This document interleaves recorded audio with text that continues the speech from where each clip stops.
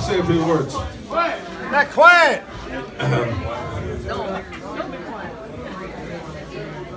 All you folks are absolutely amazing to come out here and celebrate my birthday, but it's not even my birthday yet, so I might not be here by obviously. No, we're not going there. Okay, Judy. That's Judy from Buffalo.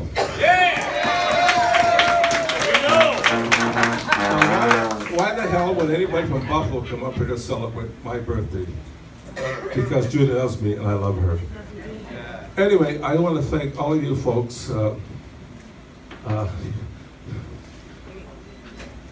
Thank God I'm not emotional. But I want to thank everybody. First of all, I want to thank all these incredible musicians.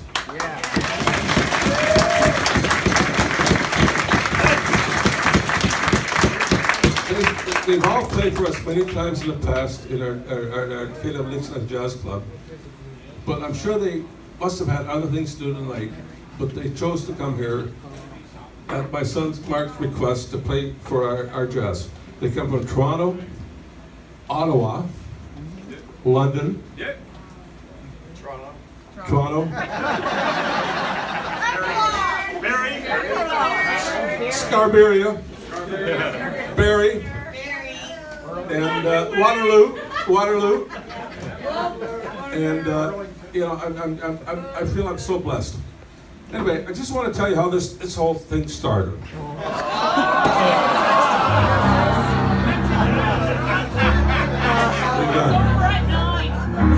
You know, years ago,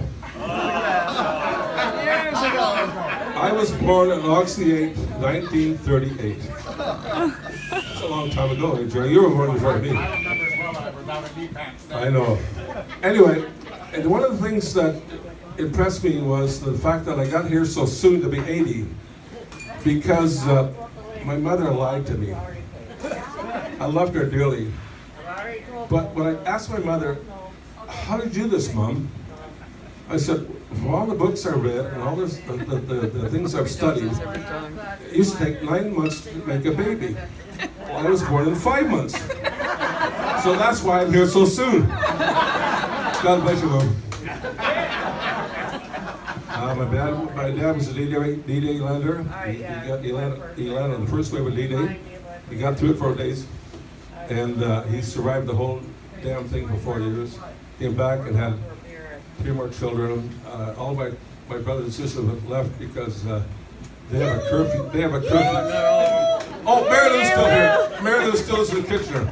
But my other family that lives in Mitchell, they have a curfew. So they have to get home, and they've gone home. But my brother Roger was here tonight. He has the one tooth. One more than you.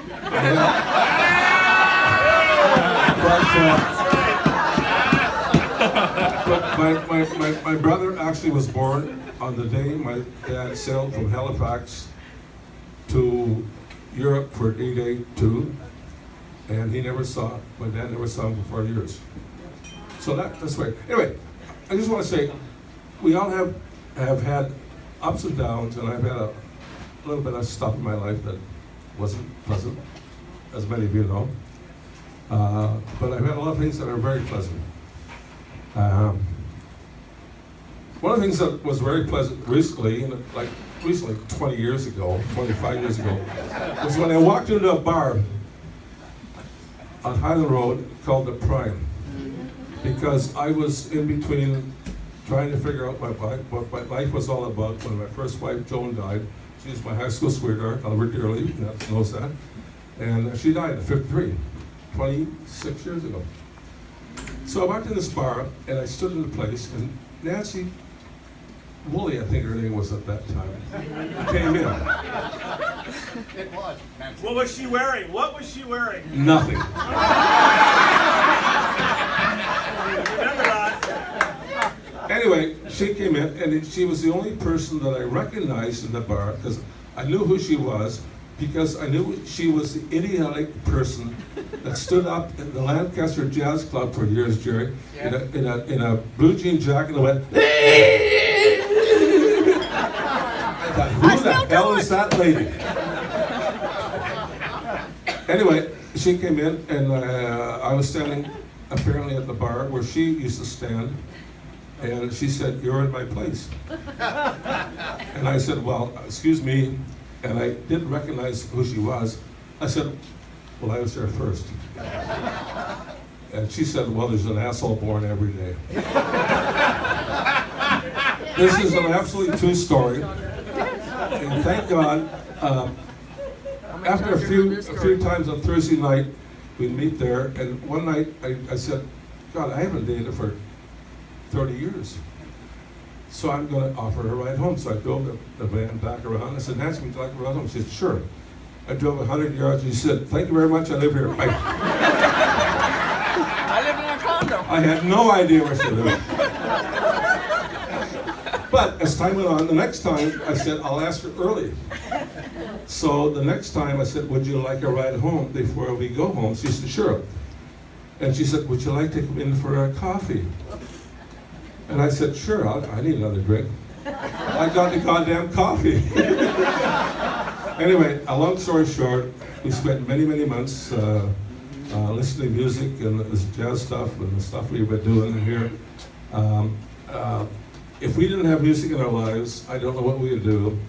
I'm so grateful to be able to share all the love I have for this kind of music for you guys and all these great band players here. If we didn't have this, I don't know what we'd do. Anyway, thank you so very much.